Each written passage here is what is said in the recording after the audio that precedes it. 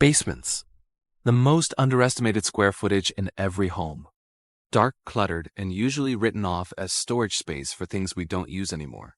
Old furniture, dusty boxes, holiday decorations, forgotten corners that don't see daylight for years. But what if I told you that same forgotten basement could become the most productive space in your house? That's exactly what I set out to do. Turn an old, cold concrete box into a fully functional creative studio, a place to work, record, design, and think clearly. It started with one simple thought. If I'm paying for the space, it better serve a purpose. The first time I walked down there with a flashlight, I'll be honest, it was rough. Low ceilings, no insulation, pipes crisscrossing the air like tangled vines, and a faint smell of dust and damp concrete. It felt impossible. But every transformation starts with a mess, and this one was no different.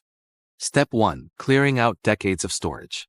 I filled bag after bag, gave away old items, sold what I could, and recycled the rest. When the last box was gone, I stood in the middle of an empty room and saw potential. The first time in years, the basement didn't feel forgotten. It felt blank, a blank canvas. Next came moisture control, because no studio can survive without a dry, clean base. I sealed every crack with hydraulic cement, painted waterproof coating across the walls, and installed a vapor barrier behind new framing. You don't see these layers in the final video, but they're what make a space last. You don't want to build beauty on top of decay. Once that was handled, I started framing the walls. I used standard 2x4s, 16 inches on center, anchored right into the concrete. It was slow work, tight corners, low light, but precision mattered. Each stud I sat meant progress. And when the final frame stood solid, I could finally imagine where the desk, shelves, and recording setup would go. Then came insulation. I used R13 fiberglass bats, sealed around outlets and gaps. That single step changed everything. The echo disappeared, the sound softened. The basement started sounding like a room. Drywall followed next, a process that tests patience like nothing else. Hanging it isn't the problem. It's the taping, mudding, sanding, 3 layers of dust, sweat, and second guesses. But when the final coat dried smooth and the first coat of paint rolled on, I saw it. Clean white walls where there was once raw concrete. That's when it hit me.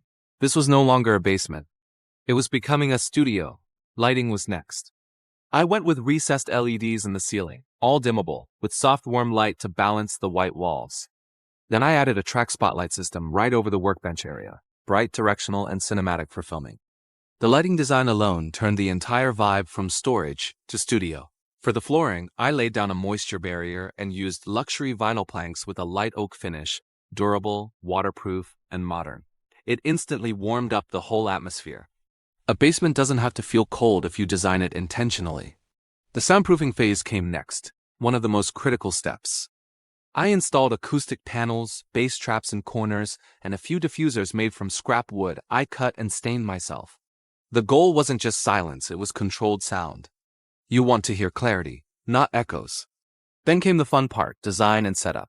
A solid walnut desk I built myself, floating shelves made from reclaimed wood, a pegboard tool wall for organization, and a cozy reading corner with a small lamp and rug.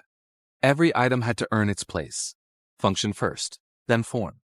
On the tech side, cable management under the desk, LED accent lighting, sound interface, dual monitors. Clean, minimal, ready for work. This was the kind of space that makes you want to create, not escape. Cost-wise, the breakdown was surprisingly manageable.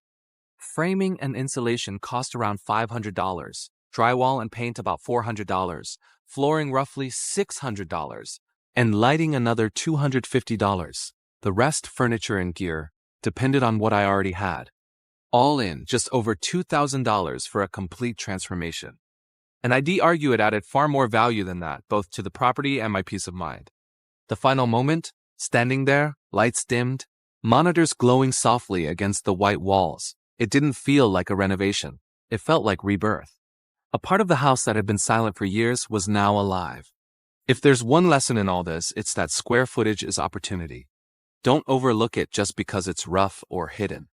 Every dark corner can be revived with vision and grit. You don't need a contractor. You need patience, planning, and the willingness to get your hands dirty. So if you've got a basement that's collecting dust, stop seeing it as storage.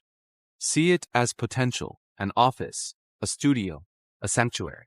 Because sometimes the most creative spaces aren't built upstairs where the light pours in. They're built underground, where focus thrives and distraction disappears. If you found this inspiring, hit subscribe.